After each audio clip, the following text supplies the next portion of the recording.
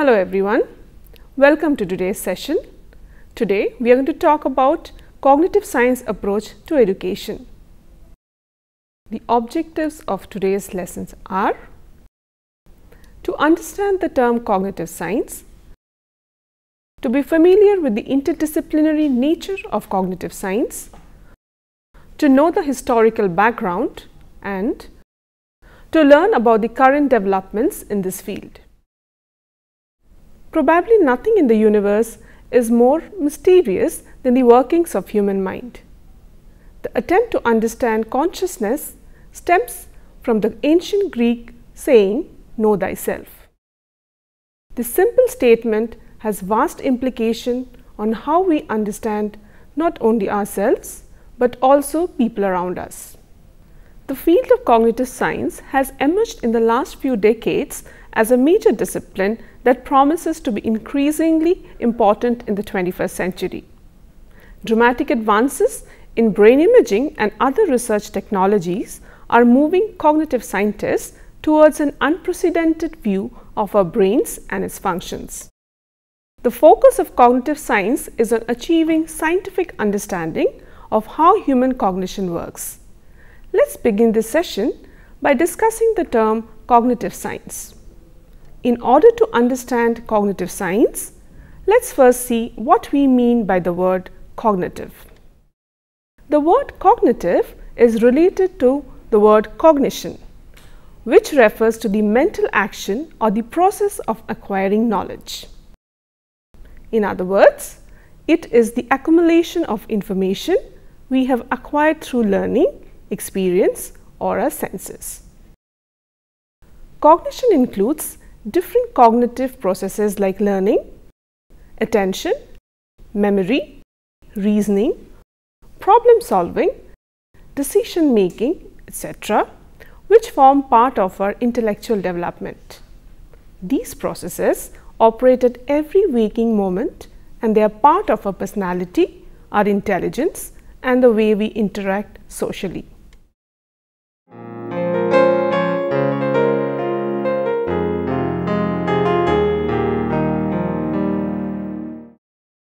Next, we will talk about cognitive process. So, what is cognitive process? Cognitive process is the process we use to incorporate new knowledge and make decisions based on this new knowledge.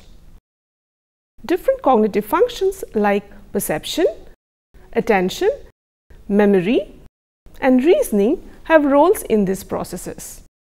These cognitive functions work together to assimilate new knowledge and help us to interpret the world around us. We will discuss each function briefly. First, perception as a cognitive process. Cognitive perception allows us to organize and understand the world through stimuli that we receive from our senses like sight, hearing, taste, smell, and touch. Once the stimulus is received, our brain integrates all the information and creates new memory. The second one is attention. Attention allows us to concentrate on the activity in order to process it more thoroughly.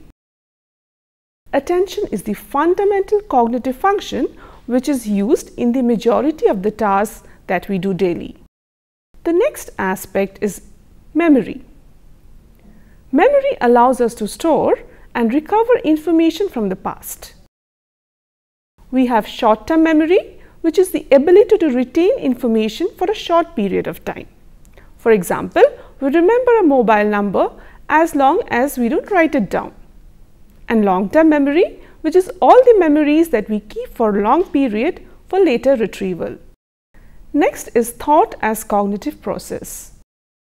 Thought is the fundamental for all cognitive processes. It allows us to integrate all the information that we have received, and to do this, it uses reasoning, synthesis, and problem solving. Then we have language, which helps us to express our thoughts and feelings through spoken words. The next aspect is learning. We use learning to incorporate new information into our prior knowledge. We can see here the processes that are happening inside the mind. So in short, cognition can be defined as the process of acquiring knowledge or information through experience, learning or senses. Now that we have understood the meaning of the terms cognition and cognitive, let's go to the next aspect, which is cognitive science. Would any one of you like to guess the meaning of cognitive science? Is it studying the activities of the mind scientifically? Yes, you are right. Cognitive science is the study of the human mind and how mind represents and manipulates or uses knowledge, and how the mental processes are realized in the brain. Cognitive scientists view the mind as an information processor, which is similar to a computer. Cognitive science is often said to be influenced by the rise of computer. Think for a minute about a personal computer. It performs a variety of functions. Information gets into the computer via input devices such as keyboard or a mouse, and it is stored in the computer. This information can be later processed through various software available. We can get the result or the output on the monitor or through a printer. Similarly, we may think of people performing various tasks similar to the way computer processes information. Information is input that is passed on to our minds through perception, what we see and hear. It is stored in our memories and processed in the form of thought. Our thoughts can then serve as output, such as language or physical behavior. Therefore, cognitive science examines what cognition is, its function and its mechanism. The next aspect about cognitive science is its interdisciplinary nature. Interdisciplinary means combining or involving two or more academic disciplines or fields of study. If you all remember, we have already discussed that cognition involves the mental processes of knowing and understanding. Cognitive science is interdisciplinary because these mental processes are analyzed from different perspectives, disciplines and contexts.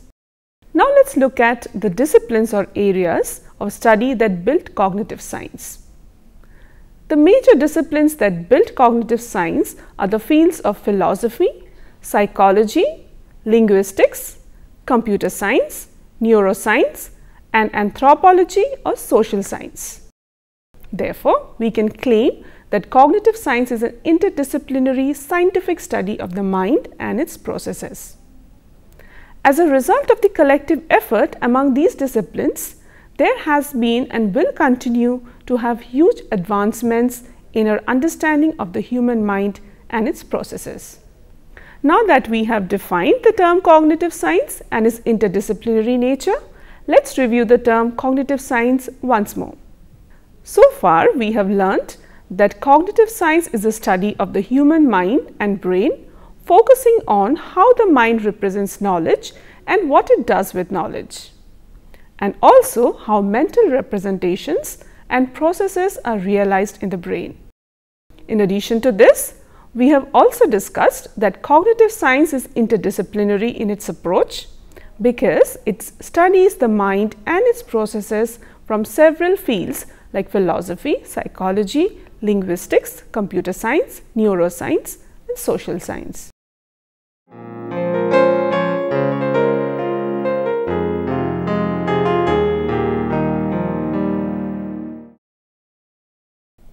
The origin of cognitive science dates back to the age of some of the great philosophers of the world like René Descartes, Immanuel Kant, David Hume, and John Locke.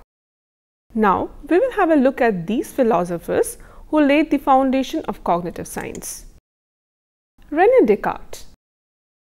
René Descartes was a French philosopher, mathematician, and a scientist.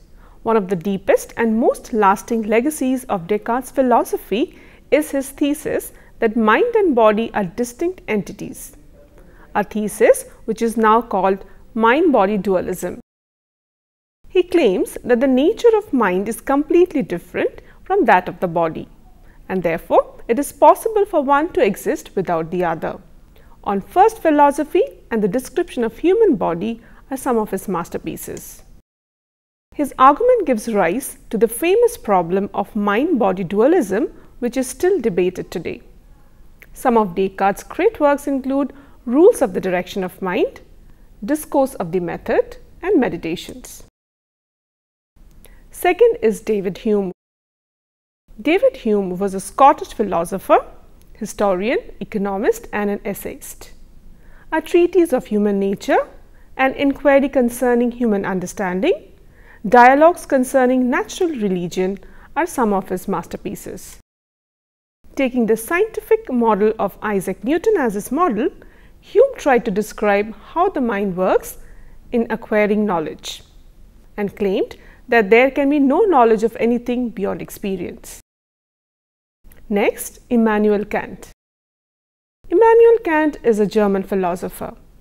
His masterworks are Critiques of Pure Reason and Critique of Practical Reason.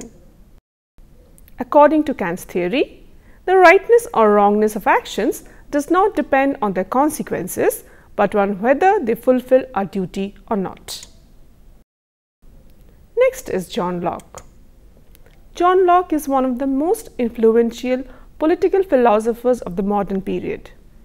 He is commonly known as the father of liberalism. For Locke, all knowledge comes exclusively through experience. He argued that at birth the mind is a tabula rasa or a blank slate. Humans fill the blank slate with ideas as they experience the world through their five senses. Some of his masterpieces are Two Treatises of Government, an essay concerning human understanding, and Some Thoughts Concerning Education. The studies done by these early philosophers contributed significantly to the philosophical discovery of the mind and ultimately led to the development of psychology as a major area of study. Next is the modern era. We will now move forward to the modern period of cognitive science. Issues like dissatisfaction with behaviorism and advancement of mathematics triggered an environment that was favorable for the emergence of a discipline that could explore aspects like memory, observation, learning, and information processing.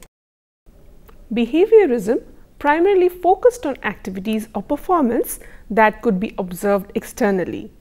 It did not take into account the activities that happen inside the mind when some work is being done. It ignores the role of thoughts and emotions. It takes no account of what happens inside the mind. Thus, there was a shift of focus from external observable behavior to internal mental processes. Can you briefly explain behaviorism? Sure. Behaviorism is primarily associated with Pavlov's classical conditioning and Skinner's operant conditioning. Operant conditioning is a method of learning that occurs through rewards and punishment for a particular behavior. Through operant conditioning, an association is made between behavior and consequence for that behavior. For example, in a laboratory, when a rat presses a blue button, it receives food. But when it presses the red button, it receives a mild electric shock. As a result, he learns to press the blue button and avoid the red button. In contrast, classical conditioning happens when a stimulus automatically triggers an involuntary response. In this learning process, a biologically potent stimulus, for example food, is paired with a previously neutral stimulus like a bell. Behaviorists studied the behavior of animals and noticed that behavior which is immediately rewarded becomes more likely to be repeated in the near future, whereas when something undesirable is received, the same behavior is unlikely to be repeated. These processes are called reinforcement and punishment. Generally, behaviorist experimentation is undertaken with animals and generalized to humans.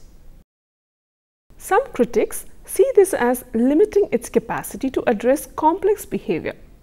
Many also argue that behaviorism is one-dimensional approach to understanding human behavior, and it does not account for free will and internal influences such as mood, thoughts, and feelings. Hence, there was a shift from behaviorism to cognitivism. So, now that we have briefly talked about behaviorism, let's get back to our discussion on the modern era of cognitive science. The modern period of cognitive science can be traced back to the early 1930s and 1940s, when a brilliant group of interdisciplinary thinkers began to apply ideas from the theory of computation to the scientific explanation of human thought. Researchers such as Warren McClellan and Walter Pitts attempted to understand the organizing principles of the mind. They developed the first model of artificial neural networks based on the structure of biological neural networks. Apart from them, pioneers in the early development of digital computer in the 1940s and 1950s, Alan Turing and John Newman, play a central role in advancement of cognitive science. And also psychologists George Miller, Steven Pinker, linguist Noam Chomsky developed alternatives to behaviorist theories in their fields. Is there any Indian who is famous in the field of cognitive science? Yes. Currently, we have an Indian, Professor V.S. Ramchandran, as a renowned figure in the field of cognitive science. Professor Ramchandran is a neuroscientist known primarily for his work in the fields of behavioral neurology and visual psychophysics. He is the director of the Center for Brain and Cognition and distinguished professor with the Psychology Department and Neurosciences program at the University of California, San Diego. He is also the author of several books like Phantoms in the Brain, A Brief Tour of Human Consciousness, The Telltale Brain. He is also called the Marco Polo of neuroscience. His many contributions include groundbreaking work in human vision, mirror visual feedback, synesthesia, language and metaphors, autism, and rare neurological disorders.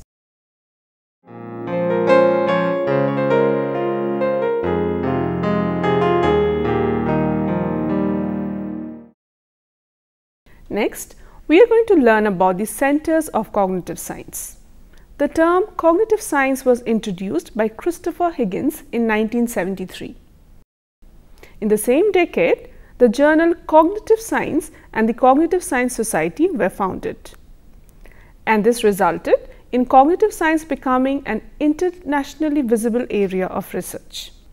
Since then, more than 90 universities in North America, Europe, Asia, and Australia have introduced cognitive science programs and courses in this field. By the late 20th century, cognitive science had become a flourishing academic field with hundreds of departments throughout the world and numerous international societies, journals, and conferences. In India as well, we have departments in universities, centers, and institutions where courses are offered and research is conducted in the field of cognitive science. Some of the notable centers and courses offered in the field of cognitive science in India are IIT Gandhinagar, University of Hyderabad Center for Neural and Cognitive Sciences, National Brain Research Center, School of Cognitive Science, Jadavpur University, Center of Behavioralism and Cognitive Sciences, University of Allahabad, National Institute of Advanced Studies, IIIT Hyderabad, Homi Bhabha Center for Science Education, Center for Converging Technologies, University of Rajasthan. Next, we will discuss the current developments in the field of cognitive science. Research in cognitive science with focus on education and with the aim of developing improved teaching methods gives a holistic view of how infants and young children develop linguistic system. That is, how they learn sounds, grammar, words, and meanings in a language. What we need to understand here is the difference between learning and acquiring. You all might have come across the term second language acquisition or SLA. I would like to know the difference between acquisition and learning. Alright, let's briefly discuss what we mean by acquisition and learning. There is an important distinction made between language learning and language acquisition. children acquire language through a subconscious process during which they are unaware of grammatical rules of the language. This is similar to the way they acquire their first language. They develop a feel for what is correct and what is not correct. In order to acquire language, learner needs a source of natural communication. With acquisition, you are not consciously aware of the learning process. Learning, on the other hand, is a conscious activity. It's what you do when we find a word in the dictionary. It's also what happens when we consciously study vocabulary or grammar rules. Therefore, it involves active learning of grammar rules. Here, direct instructions about the rules of the language are given. Let's have a quick glance at the difference between acquisition and learning. Language acquisition, as you can see, is a subconscious process without formal instruction, and you get massive exposure. On the other hand, language learning is a conscious process. It requires formal instruction and it has limited exposure to language.